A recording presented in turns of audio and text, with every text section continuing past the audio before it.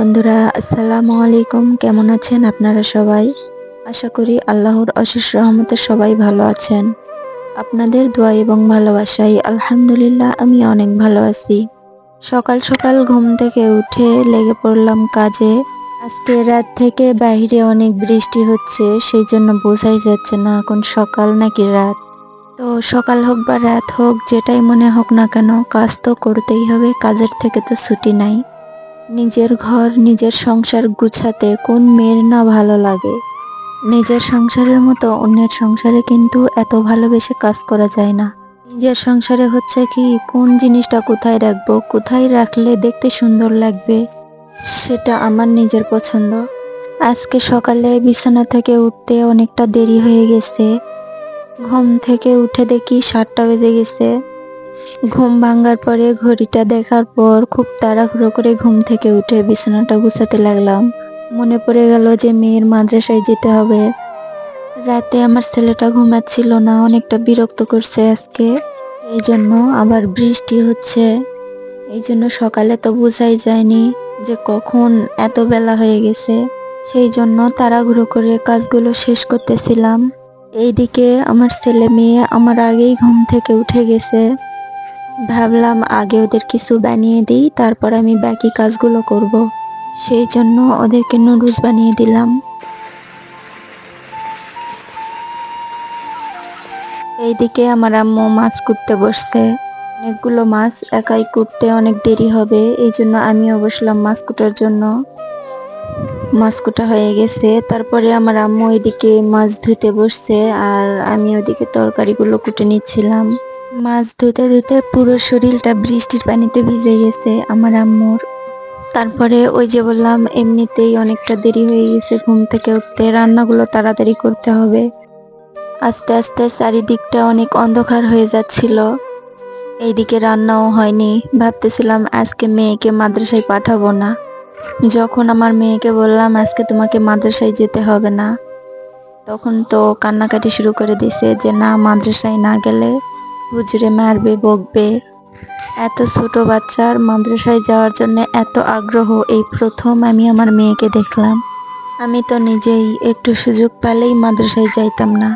তো যাই হোক, এই জীবনটা কিন্তু জীবন বলে না। আমার জীবন যেভাবে কাটে, আমার দিনগুলো যেভাবে যায়, বাপের বাড়িতে আছি, আমার বাপ মা আমাকে কোনোদিন কিছু বলে না।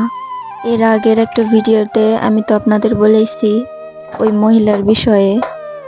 আপনারা তো জানেনই, কথা বললে কথা আটকানো যায় না, মারলে হয়তো ম্যার আটকানো যায়। পরের সমালোচনা সবাই করতে ভালোবাসে, নিজেরটা কেউ দেখে না। আমার সবচেয়ে বড় দুর্বল দিকটা কি জানেন?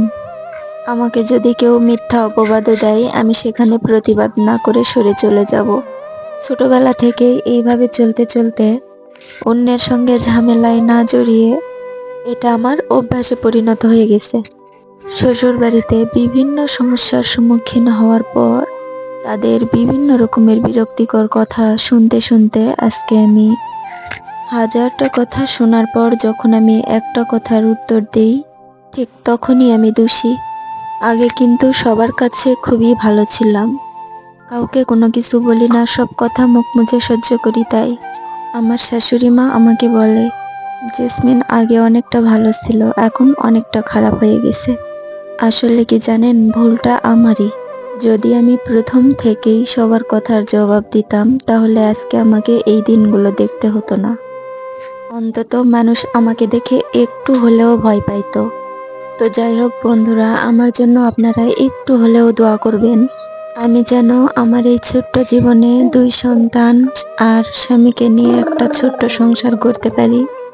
যখন আমি এখানে কাজ করি, খাওয়া দাওয়া করি, কোনো কিছু করতে যাই, কোনো কিছু বানাইতে মন চায়, তখন শুধু বারবার আমার একটা কথা মনে হয় যে এই সংসারটা যদি আমার নিজের সংসার হতো তাহলে কতই না ভালো হতো।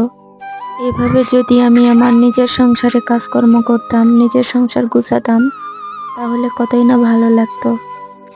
আমার এই ভিডিওটা ভালো লাগলে দয়া করে একটা লাইক দিয়ে চ্যানেলটি সাবস্ক্রাইব করে দিবেন। যদি আমার জীবনের গল্পগুলো আপনাদের একটু ভালো লাগে তাহলে তাহলে দয়া করে শেয়ার করে দিবেন। কত মেয়ের দেখি বাপের বাড়িতে থাকে, তাদের স্বামীর অভাব নাই, একটা যায় আরেকটা আসে, আরেকটা যায় আরেকটা আসে। তাদেরকে কেউ কিছু বলতে পারে না, বরং তারাই আবার উল্টে অন্যদেরকে বলে। তো যাই হোক, একটু সময়ে আপনাদের সঙ্গে অনেক কথাই বলে ফেললাম। যদি কিছু ভুল বলে থাকি তাহলে ক্ষমার দৃষ্টিতে দেখবেন। আপনাদের সঙ্গে এই অল্প সময়ে কিছু বকবক করতে করতে আমার অনেক কাজই হয়ে গেল। তরকারিটা এখনো হয় নাই, তরকারি হলে আমার মেয়েকে খাবার দিব। এত কথা বলতে বলতে এটা বলতেই ভুলে গেছি যে আজকে আমাদের বাড়িতে নতুন তরকারি, শীতের সময়ের নতুন তরকারি, মূলা, পালং, কুমড়া বড়ি, কই মাছ, দেশি আলু আর বেগুন দিয়ে। এর আগেও অনেকবার এই তরকারি রান্না হয়েছে আমার বাড়িতে।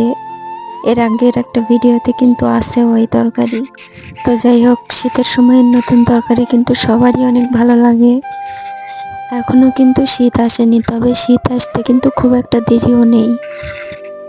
তো বন্ধুরা, আজকের মতো এখানেই বিদায় নিচ্ছি। সবাই ভালো থাকবেন, সুস্থ থাকবেন। আমার ভিডিওটি ভালো লাগলে দয়া করে শেয়ার করে দিবেন। সবাই ভালো থাকবেন, সুস্থ থাকবেন। আজকের মতো এখানেই বিদায় নিচ্ছি। আল্লাহ হাফেজ।